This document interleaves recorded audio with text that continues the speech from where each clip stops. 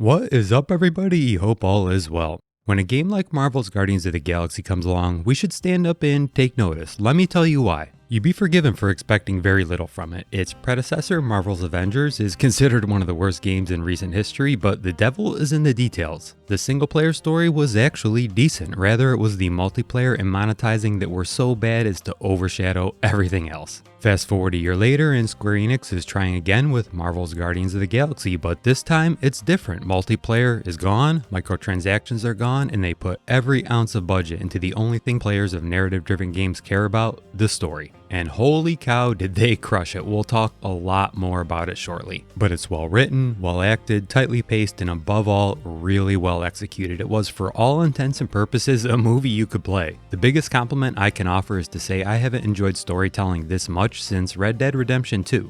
Beyond the story, combat is just okay. It's a little slow at first, but halfway through it opens up and finally gets real. There's some fun stuff in here for sure, but I found myself sometimes rushing through it just to get to more story. And the tech Guardians incorporates gives us an amazing galaxy to play through. Each level is breathtakingly designed and has its own vibe. Character models are insane, and the facial animations even more so. Seriously, maybe the best I've ever seen, and ray tracing throughout brings it all to life. So yeah, we should all take notice of this game. I really enjoyed it. Not saying it's paradigm shifting or anything, but you get a solid 15 to 20 hour, single player, non-monetized, one and done campaign experience that's squarely focused on the player. That's almost unheard of these days, and even more rare, it's done well.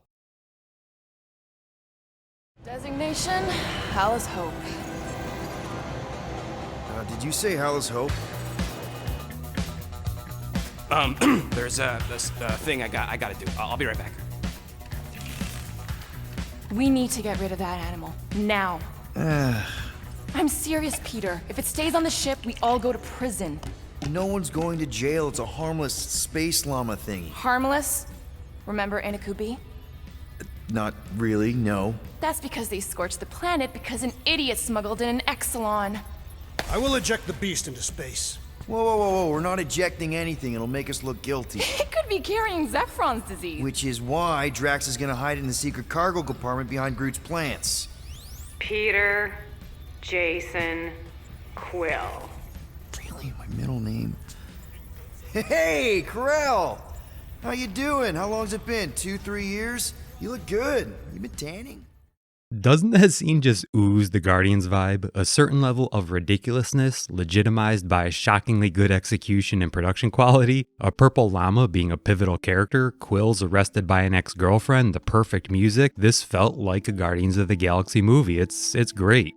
So it's a narrative-driven action-adventure game, a fantastic one at that. A few weeks ago, they won Best Narrative at the 2021 Game Awards. As you interact with the world and characters, you're presented with several dialogue options. Which you choose is up to you, but your choice will dictate the outcome of that interaction, maybe that scene, and sometimes the entire story. I only played through once, so I can't comment on just how different the story can be, but from my experience, the choices do actually matter, and it's well written, so they're often, honestly, tough to make. The story itself is a standard superhero saves the world type. Pretty generic, but the creative minds who put it all together elevate it to a really special place. Honestly, the writing, voice acting, and art teams absolutely crushed it. It was fun, fast, hilarious at times, and actually, honestly, thoughtful. The plot summary is this. In an effort to gain limitless energy, a religious cult has been converting people galaxy-wide with a promise. That being a reincarnation and reunion with all your deceased loved ones. But this promise is not what it seems, and the Guardians set out to end it all, regardless of what stands in their way, even family.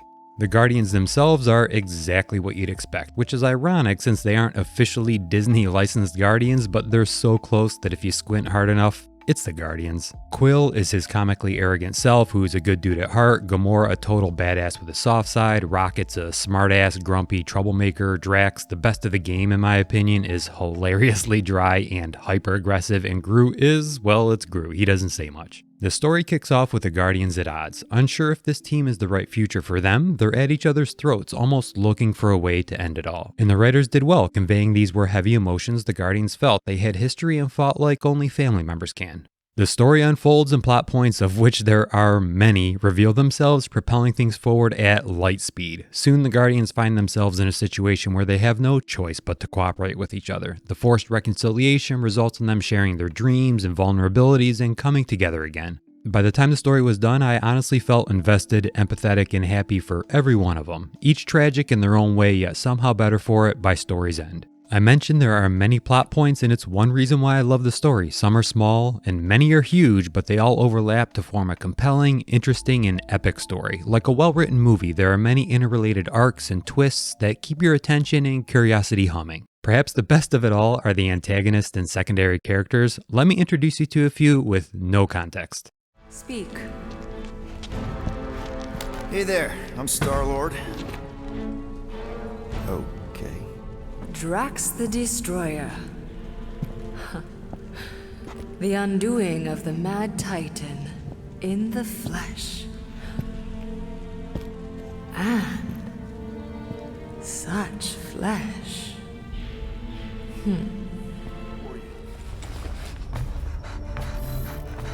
Always a catch, Peter Quill. And not fun kind with ball.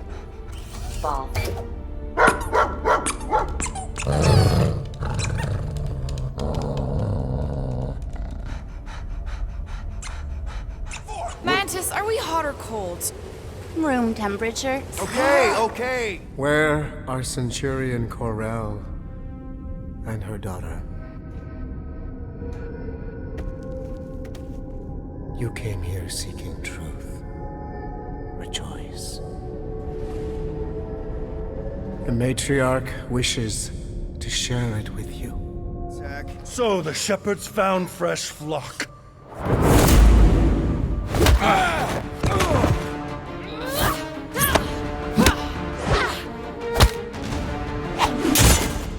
Foolish follower.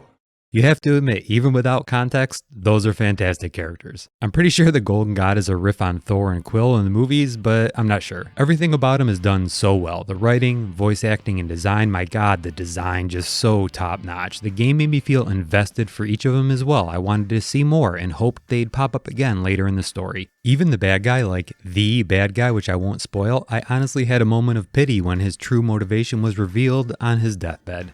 Big picture, the story carries a few messages. Guardians conveyed the value and complexities of interpersonal relationships and how it's important to fight for them. I also saw a message of learning to let go of what's gone, whether it's a person or even an idea. Trying to change what's already past is futile.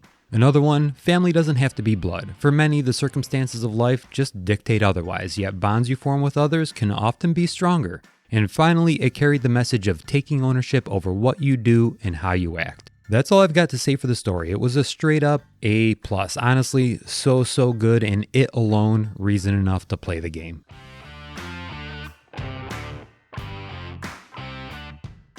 So let's get into combat. Like I said earlier, combat in Guardians is just okay. I don't have much to say about it, but trust me when I say the narrative is so good, you won't really mind. For starters, this is a type of game where you control supporting characters. You don't take direct control of them, rather you just tell them what actions to perform, and while doing so, time slows, giving you some breathing room. This can be both good and bad. On one hand, it allows you to strategize and focus fire. On the other hand, sometimes gameplay is so busy with so much to manage that it can be a bit overwhelming and feel clunky. As you play and level up, you unlock abilities for each character, and you can also craft perks that further buff your attributes. Each character has 3 abilities and 1 ultimate. Abilities are varied: crowd control, single target, and AoE. Again, nice strategic opportunity here. For example, you can use Groot to root enemies, Gamora to focus down a single target, Rocket for AoE, and Drax is your tank. Your character, Star-Lord, is a jack of all trades. You can fly, you have frost, electric, and fire damage. You also have a sort of force ability where you can pull enemies and objects towards you. It all coalesces into a pretty decent combat experience. If nothing else, it's a pretty light show.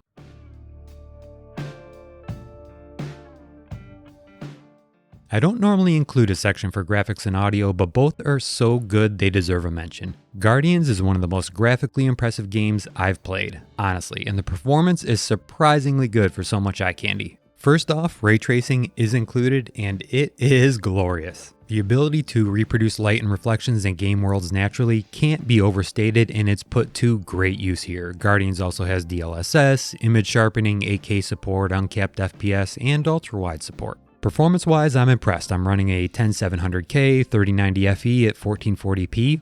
Max settings, RTX at Ultra, no DLSS, averaged about 90 FPS. Same settings with DLSS at quality, about 120. I really can't emphasize enough how great the game looks. The worlds are jaw-droppingly beautiful, and spaces that might seem just nice absent ray tracing are phenomenal with it. A major part of that is the art and level design teams. I personally think they knocked it out of the park. Everywhere you turn is a sight to behold.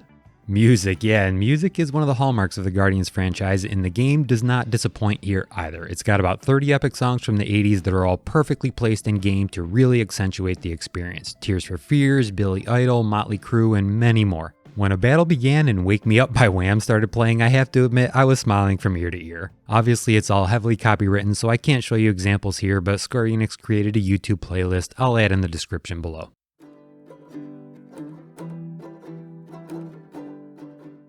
So, final thoughts. I was really surprised by how much I enjoyed this game. The story kept me curious and engaged. It was absolutely hilarious at times. The messaging was thoughtful, the characters were exceptionally well done, the level design was top notch, and the combat was serviceable. For me, it was the perfect break game. By that I mean it was the perfect game to play for a few days just to take a break from my standard games and everything else. It was different and fun, and above all, really made me appreciate how good storytelling is getting in games. Square Enix did a good job, and they did right by players giving us all this without monetization. I want more.